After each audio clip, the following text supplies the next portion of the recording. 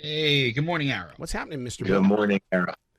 How you doing, man? One step at a time. The Carolinas are beautiful this morning. It's a fall day, and the colors are bright, and I just love it. Yep, same thing here. Same thing here. Well, Finally. we've got bright colors, but not many leaves changing here in Southern California. Wow. Yeah, but even Mark Maron will say, "Well, when are we going to move out of here? We're drying up." Do you feel that same kind of energy? I just drilled a well on my property and hit 200 gallons a minute, so I'm feeling like we got lots of water in my spot right now. But I'm feeling very lucky for that. California has always been that place. First of all, I love LA. When my daughter graduated from UCLA, I said, "You mean we're not coming out here anymore?" Oh my God, go back to school, please. I love the vibe that city has. Yeah, yeah, it's great. It's good fun and beautiful. I mean, you never underestimate the weather. Yeah. Sanctioning Evil is the new one. My God, the writing in this, you had to have been inspired as a creative person to go, my God, there's some twists and things in this. This is going to be very interesting for the viewer. Yeah, yeah. One of the things when you're reading a script is if it kind of takes you on that ride, then you hope the visual representation of that will do the same. And I think we accomplished that, which is great. So in your heart, when you stepped into that role, who was Dakota Ambrose? Because this was a new mission that Dakota was on. Yeah. Dakota was someone who was looking for justice for his sister. Yeah. And then for all the other countless victims. And I think he, like so many people in this world, he didn't feel like the system was providing justice. So he went outside of it to get it, and used his, was using his position within the system in order to kind of right the wrongs. He seems to, to feel the need to do that. Yeah, because you right away as a viewer, you feel compassion for him. You feel, and it's like, okay, tell me more of this guy's story. I am not going to hit fast forward. I need to know more and experience more. Well, thanks. For me, it was a new role, for a lot of reasons, but, kind of playing the buttoned up politician is a new role for me. So that really drew me to it. But, if that's the way you feel, then I'm happy that we were able to actually do it. You never know as an actor whether people are going to take the journey with you or not.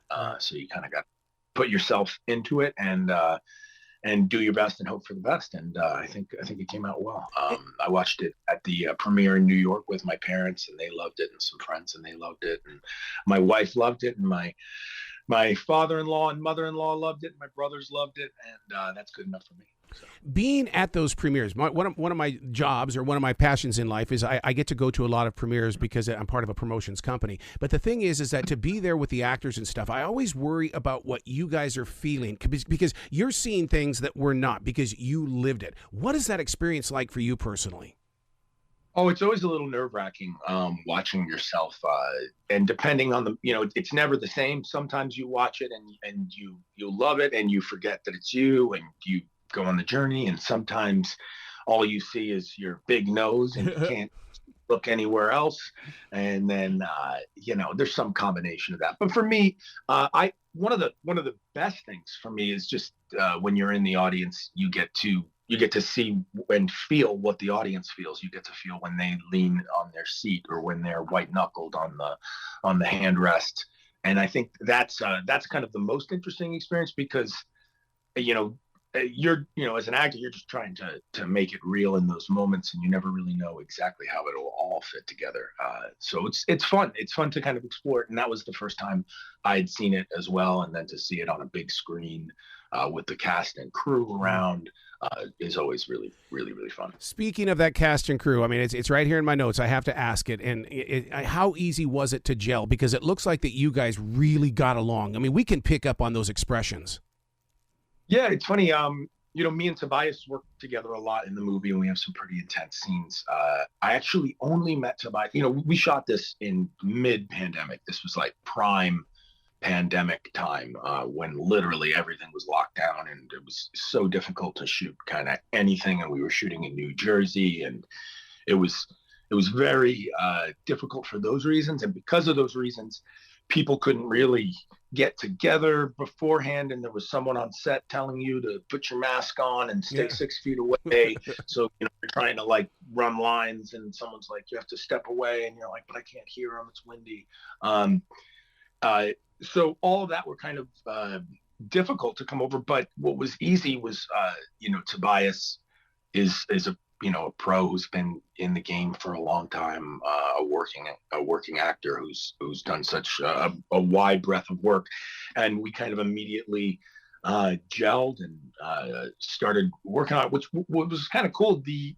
We shot all the first stuff we shot was all the stuff in the office there when they're meeting and they're kind of having that initial introduction to one another and whatnot. So the relationship that you watch in the film actually is the relationship that we were building kind of over the course of making the movie as well. So it kind of art imitated reality a little bit there.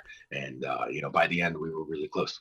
Oh my God! I mean, just to see you and Tobias together. I remember looking at my wife and I said, they're going to do more movies together. There's something here that it's like when I saw Owen Wilson for the first time, I was like, there's something here, and you guys really did bring some magic. Yeah. Tobias and me, it's actually funny. We have a lot of things that like are similar about us, and a lot of things that are different. Like he's like a vegan, and I eat a lot of animal products and stuff like that. But we're both like physical guys who spend a lot of time taking care of ourselves. So we really gelled on that. We're both city kids, born and raised in that kind of environment. We both, really gelled on that, and we're both East Coast guys. And and then as we started talking, we realized, oh, you worked with this guy on that. And I did, it was one of those, and I can't wait to do another movie with him. He's a really fantastic talent and just an awesome guy. Over the past 3 years, so much has happened with entertainment inside theaters as well as on streaming. I mean, when you've got Sanctioning Evil in theaters, which people have got to see it in the theater because of all the action and everything that takes place. But as an actor, though, doesn't that open the door for you to so we can see you on that flat screen, so that we can say, oh my God, I just went to Tubi. He's in these other movies as well, and it serves as a ticket for us to see you in other flicks. Yeah, I think that's one of the upsides of all the streaming and stuff is that when you like something, it's very easy to click on the next thing. It's all right there, and you can go, oh, what else is Tobias in? What else is Taryn in? What else is Zack in that I haven't seen? And everything is aggregated very well on the internet for that. But yeah, for me, I think it's been a change in the industry, but I think the biggest change is just that there's more and more stuff being made, and there's kind of more niche markets and niche audiences, and as an actor, I love it all, so I'll just keep. If people keep watching, I'll keep doing it. Well, it's like it's a writer's world, it's an actor's world, it's a director's world. I mean, the opportunity is, and the stage is so big right now. If you're not doing it, why? It's like going to a buffet and you walk out hungry. You can't do that. Yeah, I think a lot of people, right? If you enjoy the business and you love acting like I do, I really enjoy stepping into new characters. So I'm kind of always looking for that next opportunity to do so. And, I think, there's a lot of opportunity out there, and, it's a big world, and there's a lot of movies and a lot of TV shows. And, if you want to be involved with them, you get out there and try your best. Did you ask anybody on the set? I realize this is going to be a fantastic movie, but you know what? It could have been a 12-part binge watch too. Well, it can, right? They could have made it, that a lot of times, these days there's those kind of short form binge watch deals. Yeah, you never really know. And also, even when you make a project these days, you're not necessarily 100% sure how they're going to release it and all of that. That's usually kind of beyond your scope as the performer. So you just hope there's not a commercial break in the middle of, in the middle of your life. Oh my God, those moments when that's happening, because you see it on these different streaming things, and it's like, okay, obviously I was supposed to take a break. What am I going to do? And get more food. Yes, exactly. Yeah, that's exactly what you need is more chips. So when you're part of a crime drama like Sanctioning Evil is, a crime drama, people are drawn into crime. Podcasting, the whole works. They are just so into our lives. Is it because we as viewers and listeners feel like we're a part of the story, which then puts the pressure on you as the actor? I don't know. I think for audiences with criminal, crime kind of thrillers, Yeah, I think everyone's a little, would they be able to hold it together if they were committing something like this, if this was over their head? I think that's kind of what draws people in. And also in a film like this, it's all about like, right, who the bad person is. Will people buy into uh going after this evil force? And I think in this we kind of pulled it off. And as far as bad guys go, pedophiles and human trafficking are certainly not usually hailed as the good guys. So I think people buy into it. I have a bunch of kids. I was saying with Tobias when we were doing it, he was like, "You think people are gonna like killing these folks?" I was like, "Well, I mean, right? In most movies, if it was another movie, it would be drug dealers or it would be some other group." So I think we kind of pulled that off, and certainly you watch the news and there's all kinds of stuff in that space. So yeah, I think that's why audiences, kind of pull into that crime stuff. They put themselves in that position. What would they do? Yeah, well, see, I can relate with this story because Charlotte's number 4 in the nation for human trafficking, and and I think Wow. and yeah, so you sit there and you go, oh my God, okay, if only we had people like this. I mean, things would have to clean up somewhere along the line. Well, yeah, exactly. I mean, certainly, it's funny because I've had a whole breadth of people ask me like, "Oh, is that really a big enough issue that this or Yes. that?" And I'm like, "Well, it's a movie, guys. Like, we're trying to tell a story and weave a tale and whatnot. But yeah, I mean, is it an issue? Of course, you can just go online and a simple Google search, you'll see that it's a huge issue, that affects family after family in America and all around the world. So, for me, if it's Sicario, right, you have the bad guys of the cartels, and you're going after the cartels. And this, we're going after the human trafficking rings and whatnot. So yeah, I think it's a really interesting kind of bad guy, and I think we'll see maybe some more of it in the future. In fact, we joke, amongst us, we still have to. I guess all the numbers still have to come in for this one, but the end of the movie is me saying to Tobias or Dakota saying, "Hey, we got to go to DC. We got a lot of things to clean up there." And I think most people would agree. There's all kinds of things to clean up in this world. Oh, absolutely. And this is the type of movie that drops the 4 walls of the everyday world and creates conversation. Because as a radio person, we can only say what the program director is going to tell us to say. But when you have a movie like this, it creates the conversation and the awareness. Yeah, and I think that good art, right, and good entertainment makes people talk, and I think that there's a lot to talk about in this world in general, but in this space as well. I mean, it's something. I think it's because it's become such like a hot button political issue that people don't. A lot of times when things are hot button, people don't actually have like discussions about them and really get into it. And the more I looked into this particular issue, it seems like there's a lot of unanswered questions and a lot of things that are certainly worth exploring at the very least. One of the anchors of the movie, or a subliminal message, is the fact that Dakota, to me, is an organizer. I'm a planner, and nothing happens in my life unless it is completely 100% planned and organized. And I could really relate with that. Are you really like this? No, I'm not hugely like this. I plan, but I'm more of like I kind of take things as they come and make decisions as they come. But yeah, it was a new role for me, being more of the planner than the guy who executes the plan.